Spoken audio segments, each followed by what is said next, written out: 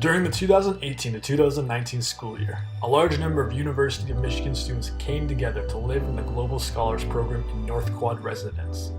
Together, we were divided into various collaborative groups and worked with an NGO to help support their mission.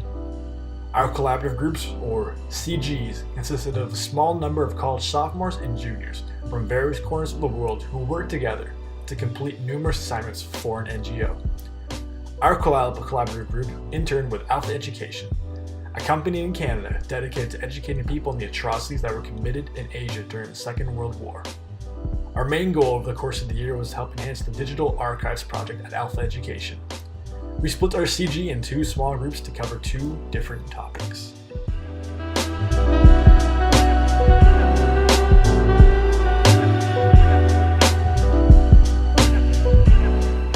In our first essay, our group focused on forced labor conditions in Asia under the rule of the Japanese Empire during World War II.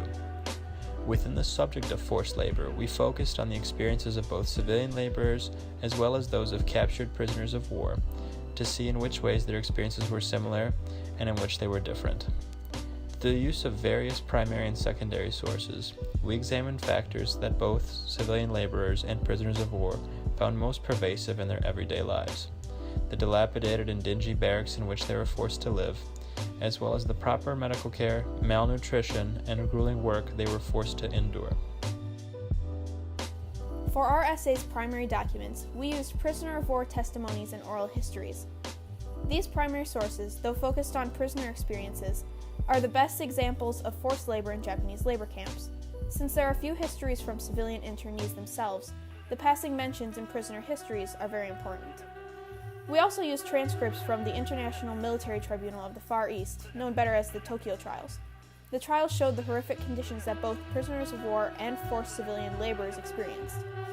For our primary sources, we used a number of photographs collected by Australian and Indonesian prisoners of war in Southeast Asia that show civilian forced laborers, known to the prisoners of war as Ramusha, in labor camps and working on what would be known as the Burma-Thailand Railroad. These were important as they are the only direct sources that show the civilian internees. The prisoner of war histories only mention the internees in passing, as do many of our other sources. For the second essay, we discussed the International Zone of Safety during the Nanjing Massacre in China. Our research question is, to what extent did the establishment of an International Zone of Safety during the Nanjing Massacre affect the historical accuracy of the events that transpired? We discussed in our essay key persons and foreign intervention, as well as cases of misconduct by the Japanese soldiers. We utilized various primary sources such as diaries kept during this time, as well as a Yale collection of photos and videos that depicted the hardships of these people throughout, and came to the ultimate conclusion that the historical accuracy of the events that transpired was more accurate due to the efforts of all of these people in establishing the zone of safety.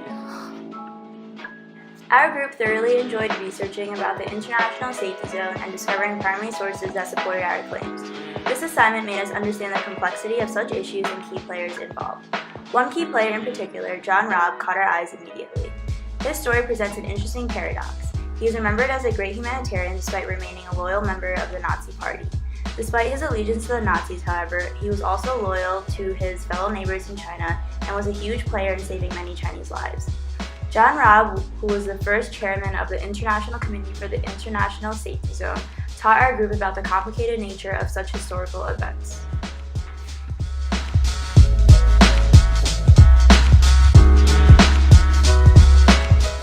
Now we're going to talk about our impact.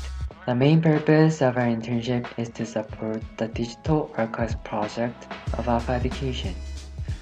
Our assignments are centered around the interests of survivors and those who can share historical narrative.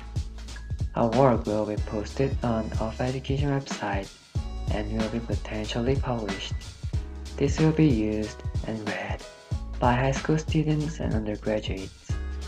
This work will function to build educational, instructional material, as well as creating awareness of overlooked aspects of World War II.